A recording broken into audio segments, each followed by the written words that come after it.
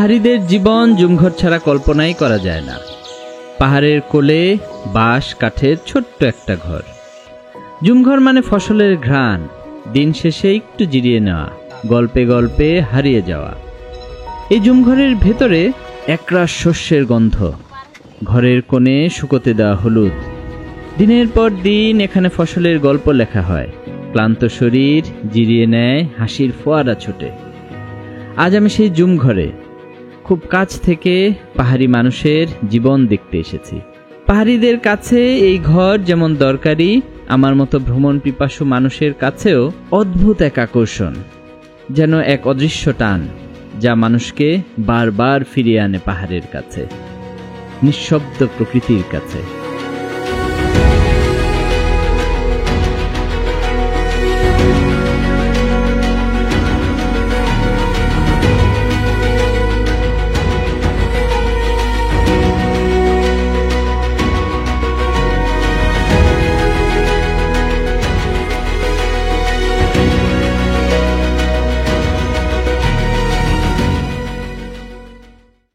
আসসালামু আলাইকুম।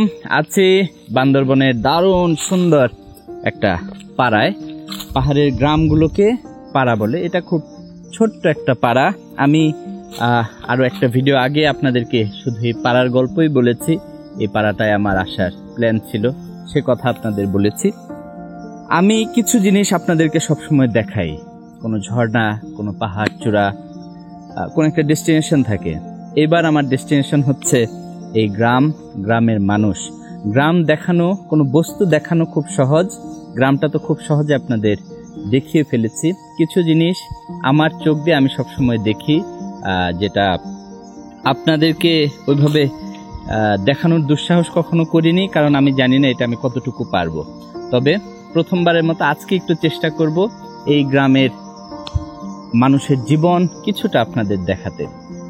একটা প্ল্যান হচ্ছে, আজকে গ্রামের কিছু মানুষ জুমে গিয়েছে হলুদ ক্ষেত করতে। তো আমি একটু হলুদ খেতে যাব, ওরা বলে জুম, আমি হলুদের জুমে যাব। কিভাবে জুম চাষ করে সেটা কিছুটা দেখব। জুম ঘর কি, যদি থেকে থাকে, আমার ধারণা আছে জুম ঘরে কিভাবে ওনারা থাকে, জুম ঘরটা কিভাবে তৈরি করেছে এবং কি কষ্ট করে জীবন ধারণ করে সেটা দেখব এবং আপনাদেরকে দেখানোর চেষ্টা করব। এই পাড়ার উপর দিয়ে আমি কালকে দেখছিলাম একটা টুরিস্ট গ্রুপ চলে গেছে। পাড়াটা যে দেখার মতো একটা জিনিস, পাড়ার মানুষকে বোঝা যে খুব আনন্দের একটা বিষয়, সেটা হয়তো আমরা একটু কম জানি, আমিও কম জানি। আজকে সেটা একটু বোঝার চেষ্টা করব, আপনাদের দেখাবো। সেকেন্ডলি, আমরা তো যাব তৈন খাল হয়ে, একটা খাল আছে, ওইটার নাম তৈন খাল, অনেকে টুয়াইং খাল বলে, দুটেই ঠিক। তো ওই খালে ওনারা মাছ ধরে। তো আমি পাড়ার আমার এক বন্ধু, ছোট ভাই, তাকে নিয়ে সেই খালেও যাব, মাছ ধরার চেষ্টা করব। জানি না পাবো কিনা, আমার অনুমান পাবো না, তারপরেও একসাথে আপনাদেরকে নিয়ে পাহাড়ি জীবনটা বোঝার চেষ্টা করব। চলেন, দারুণ সুন্দর এই গ্রামটা তো দেখেছেন, পাহাড়ি জীবন, মানুষের জীবন দেখার চেষ্টা করি। বেশ কিছুদিন হলো আমি এই পাড়াটায় আছি, কেমন যেন একটা মায়া পড়ে গেছে।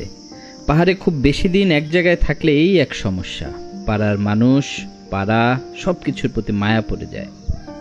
আজ বেশ রোদ উঠেছে, চারিদিকে বসন্তের ছোঁয়া। তপ্ত রোদ মাথায় নিয়ে আমরা হাঁটছি। যাওয়ার সময় খুব বেশি কষ্ট হবে না, কারণ যাওয়ার সময় শুধু নিচের দিকে নামা।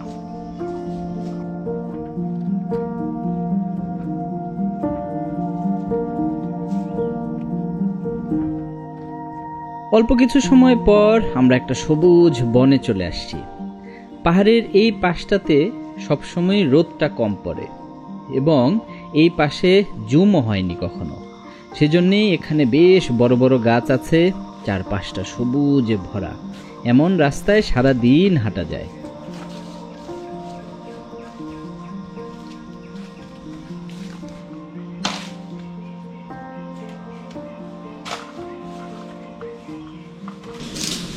আমরা চা পাতা এনেছি, কাপ এনেছি, সব এনেছি, বাট দেন এগেইন চা খাবো ব্যাম্বুটি। সাজেকে ব্যাম্বুটি পাওয়া যায়, বাঁশের কাপে করে চা বিক্রি করে ওনারা। তো আমরাও একই দিকে আগাচ্ছি। আসেন একটা জিনিস দেখাই। এই হচ্ছে বাঁশ, ফ্রি অফ কস্ট, টাকা পয়সা লাগে না, শত শত বাঁশ। এখন ও হচ্ছে আমার ছোট ভাই, ও আমাদের জন্য কাপ বানাচ্ছে, দা নিয়ে আসছে। এই কয়টা কাপ বানাবা? 3-4টা বানাবে। 3-4টা বানাবা? বানাও, 3-4টা বানাবে। পাহাড়িদের সাথে আপনি যত ভালো পাহাড়ে হাঁটাহাঁটি করেন, হাঁটাহাঁটি করে কোলানো যায় না। আমি তো এতক্ষণ শুধু নামলাম, আমরা কিন্তু প্রায় ঘন্টাখানেক শুধু নিচের দিকে নেমেছি নন স্টপ। তো নেমেও বাঁশ, একটা সুন্দর বাঁশ ওর পছন্দ হয়েছে, একটু নাদুস নুদুস, মানে ফাঁপা আছে ভিতরে। ও দেখি দাঁড়ায় কাপ কাটছে, কাপ বানাচ্ছে চায়ের জন্য। আমরা একটু এই চান্সে রেস্ট নিয়ে নিচ্ছি। এই আর কতক্ষণ লাগবে এখান থেকে? কতক্ষণ লাগবে?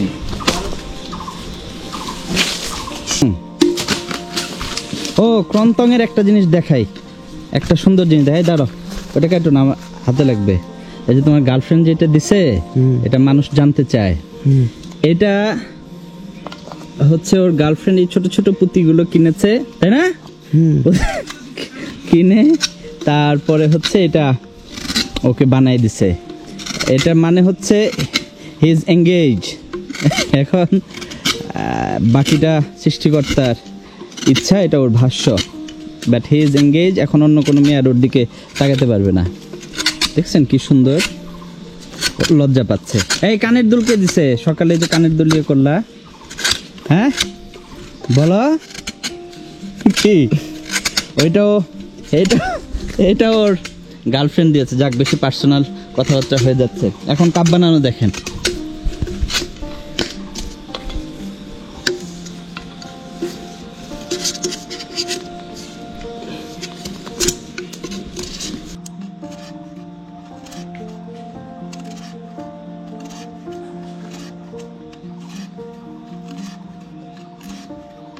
পাহাড়ে দীর্ঘদিন ঘোরাঘুরি করে পাহাড়িদের জীবনকে খুব কাছ থেকে দেখার চেষ্টা করেছি।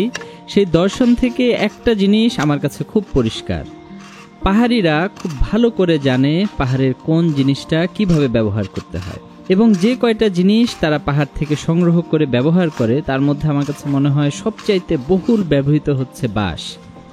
এই বাঁশ দিয়ে যে তারা কত ধরনের জিনিস তৈরি করে সেটা কল্পনার বাইরে।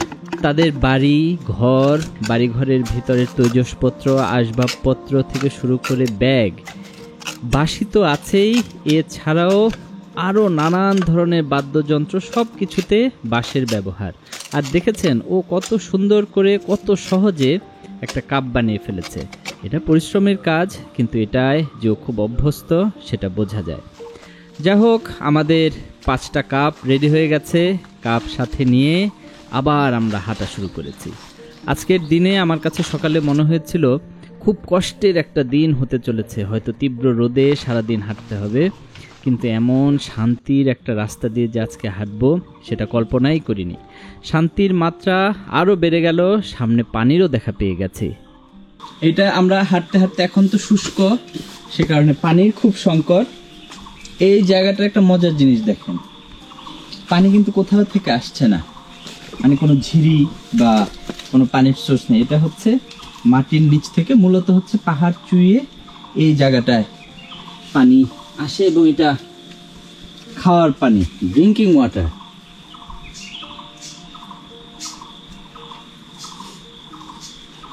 একদম ঠান্ডা মিষ্টি পানি। পাহাড়ে কিন্তু পানির খুব সমস্যা। আমি নেক্সট ভিডিওতে পানি কি ধরনের সমস্যা হয় পাহাড়ে সেটা দেখাবো, কত কষ্ট করে পানি আনতে হয়। আমরা আবার খুব বেশি কষ্ট করতে হয় নাই, পানি এসে বসে আছে। এটা পানি কি একটা আজব ব্যাপার, পানি আস্তে আস্তে রিফিল হচ্ছে, অটোমেটিক পানি খাচ্ছে, আবার পানি আসছে পাহাড় চুইয়ে। দারুণ তৃপ্তি নিয়ে পানি খাচ্ছি আমরা, খুব তৃপ্তি নিয়ে পানি খেলাম। পানি খেয়ে আবার আমাদের হাঁটা শুরু। খুব আস্তে ধীরে হাঁটছি, আর একটা জিনিস ভাবছি, এই যে 2-2.5 ঘন্টা ধরে হাঁটছি, শখ করে কিন্তু হাঁটছি, তেমন কোনো প্রয়োজন না, কিন্তু পাহাড়িরা প্রতিদিন, প্রায় সব পাহাড়ি এতটুকু হেঁটে বা এর চাইতে বেশি হেঁটে তাদের কর্মস্থলে যায়। যাই হোক, আমরা দারুণ সুন্দর একটা ঝর্ণার সামনে এসেছি। এই ঝর্ণার নাম পালংখিয়াং, আপনারা অনেকেই চেনেন। আমার জীবনে আমি যতগুলো ঝর্ণা বাংলাদেশে দেখেছি তার মধ্যে এই ঝর্ণাটা আমার খুব পছন্দের, এবং এই ঝর্ণার পাশে এখন থাকারও ব্যবস্থা আছে, আপনারা চলে আসতে পারেন। আমরা দীর্ঘক্ষণ পাহাড় বেয়ে নেমেছি, কিছু সময় রোদে, তারপর কিছু সময় ছায়ায়, আবার রোদে। এখন প্রথম যখন তৈনখালের দেখা পেলাম, আহা কি শান্তি! এই পানি যে কি ঠান্ডা, এই পানি দিয়ে মুখ ধুচ্ছি, দারুণ লাগছে। এই খালের ঠিক পাশেই আমাদের আজকের ডেস্টিনেশন, সেই জুমঘর, যে জুমঘরে এত দূর থেকে শুধু এক নজর দেখতে এসেছি।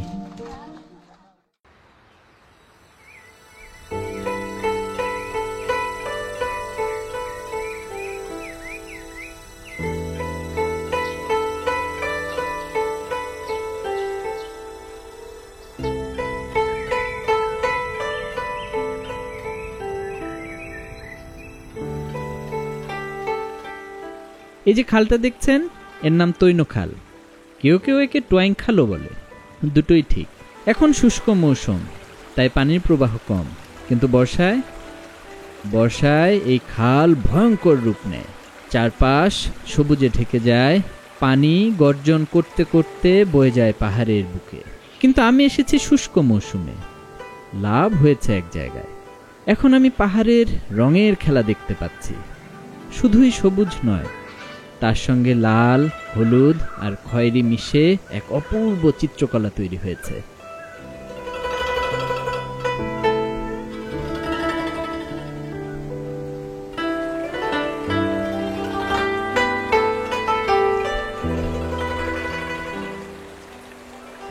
এই যে সামনে ঝর্ণাটা দেখছেন, পালংখিয়াং। এখন শুষ্ক, তাই পানি কম, কিন্তু বর্ষায় তখন এই ঝর্ণার সামনে দাঁড়ানোই কঠিন। ঝর্ণা দেখার জন্য বর্ষা আদর্শ সময়, তাতে সন্দেহ নেই, কিন্তু পাহাড়ে রঙের খেলা দেখতে চাইলে আমার মতে বসন্তের কোনো তুলনা নেই। ঝর্ণার খালের পাশেই পাহাড়িদের জুমঘর। আমি খেয়াল করেছি, জুমঘরগুলোর অবস্থান সবসময় খুব সুন্দর জায়গায় হয়। এখান থেকে বোঝা যায় পাহাড়িদের রুচি কত সূক্ষ্ম। আমাদের মতো ভ্রমণ পিপাসু মানুষের জন্য জুমঘর একটুখানি আনন্দের জায়গা, কিন্তু পাহাড়িদের জন্য এই ছোট্ট কাঠের এবং বাঁশের ঘরগুলো তাদের সারা বছরের আনন্দ, ভালোবাসা আর জীবনযাপনের ঠিকানা।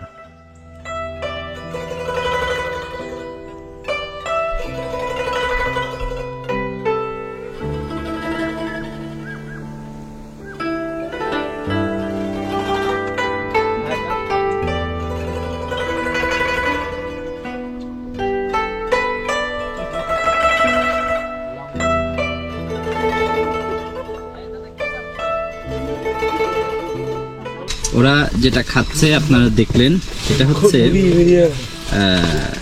কলা গাছের ভিতরে, আমাদের এলাকায় বলে ভাদাইল, মানে কলা গাছের ঠিক মাঝখানের অংশ, সেইটা সাথে একটু নাপ্পি। নাপ্পিটা হচ্ছে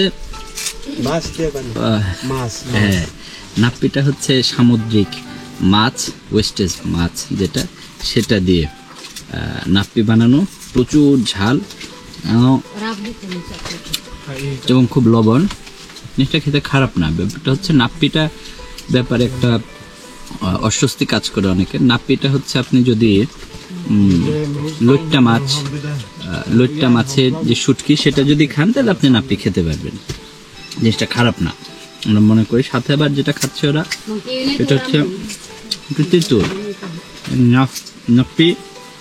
নাপ্পির সাথে তেঁতুল, মরিচ, লবণ সবকিছু মিলে টক ঝাল, শুধু মিষ্টিটা নাই। সাথে ভালো, খারাপ না, ভাতের সাথে ভালো লাগবে। অনেকে সারাদিন ওদের সাথে থাকবো। ভাত সাথে সামান্য তরকারি, কি সরল জীবন! জীবনে কত কিছু দেখার বা শেখার আছে। যা হোক, ওনারা যে ভাত খাচ্ছে কলা পাতায়, সে সকালবেলা এই কলা পাতায় মুড়ে ওনারা ভাত নিয়ে আসছে। সে ভাত এখন অবধি গরম আছে। ওনারা ভাত খেতে থাকুক, আমরা তো এসছি একটু আগে, খুব বেশি ক্ষুধা লাগেনি। আমরা চা বানিয়েছি। মনে আছে তো এই বাঁশের যে কাপগুলো আমরা বানিয়েছিলাম, সেই কাপে আমরা একটু চা খাবো এখন এবং আয়েশ করে একটু আরাম করব।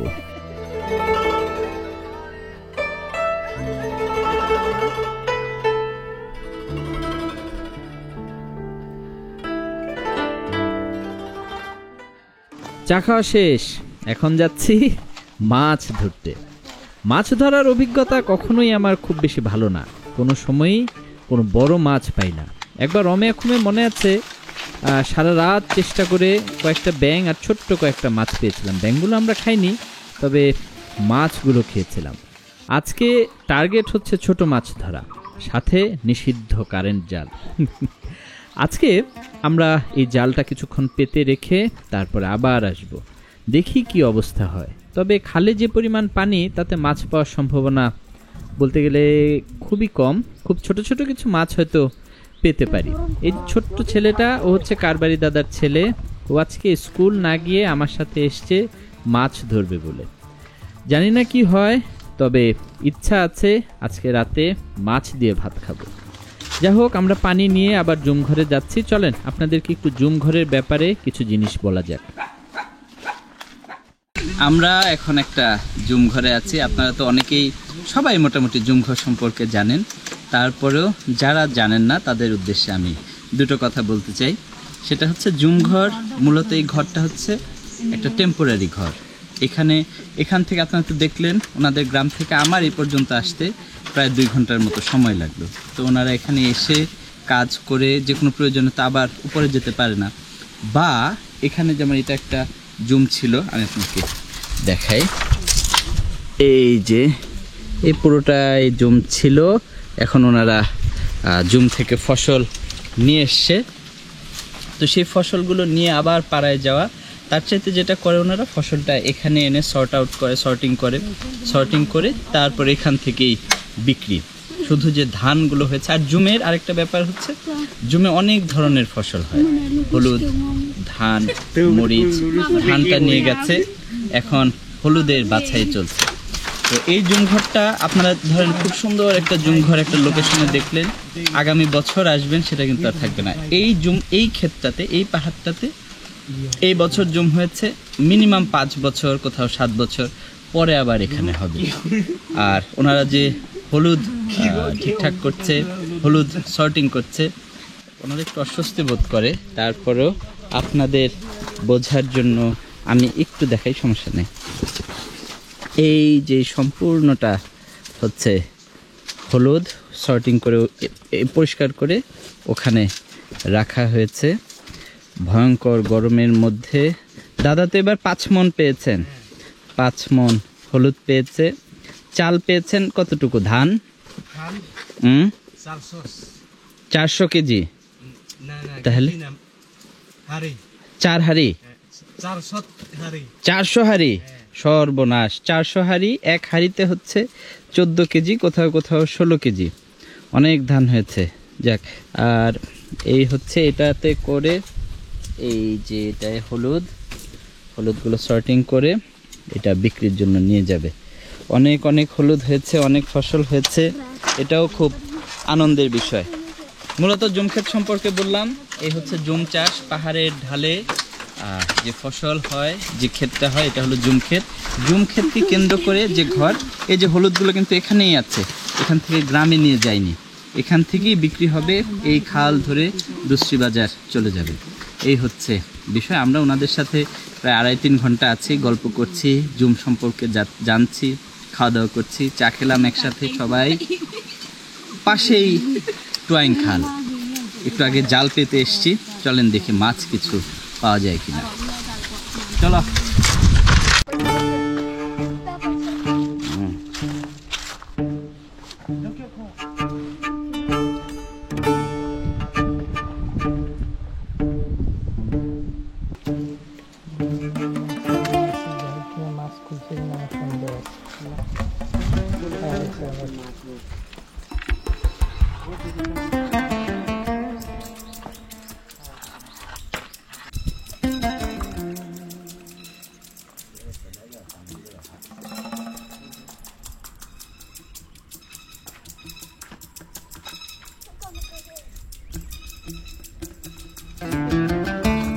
5 মিনিটে।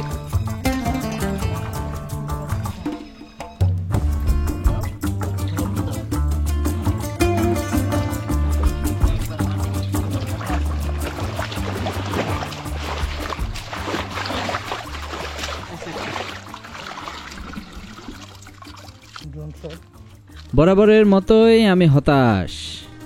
মাছ খুব অল্প পেয়েছি, যে হারে মাছ পাচ্ছি তাতে সারা দিন আজকে মাছ ধরতে হবে।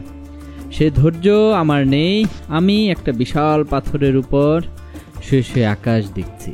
আপনারা কি এভাবে কখনো শুয়ে শুয়ে আকাশ দেখেছেন? পাহাড়ে ঝর্ণার শব্দ, ঝিরির শব্দ, পাখির শব্দ, আর উপরের দিকে তাকিয়ে আকাশ দেখা। কখন যেন ঘুমিয়ে গেছি। যাই হোক, মাছ একবারে কম পেয়েছি বললে কিন্তু ভুল হবে। ছোট ছোট মাছ, কিন্তু রাতে 4-5 জনের খাবার হয়ে যাবে। মাছ নিয়ে আমরা আবার জুম ঘরে ফেরত এসেছি। পরন্ত বেলায় জুম ঘরে বসে তাদের কাজ দেখছি। সেই যে সকাল থেকে কাজ করছে, এক নাগারে কাজ চলছেই। তবে আর খুব বেশিক্ষণ না, সেই ভোর থেকে বিকেল 4টা পর্যন্ত এই কর্মযজ্ঞ চলে। কাজের ফাঁকে তারা গল্প করছে। তাদের কথা আমি খুব একটা বুঝতে পারছি না, কিন্তু বুঝতে পারছি তারা বেশ আনন্দেই আছে। আড়মোড়া ভেঙে সবাই কাজ শেষে এখন বাড়ির দিকে রওনা হবে, কিন্তু তার আগে আমরা সবাই মিলে একটু চানাচুর খেতে যাচ্ছি। এই চানাচুর খাওয়াটা আসলে একটা উপলক্ষ।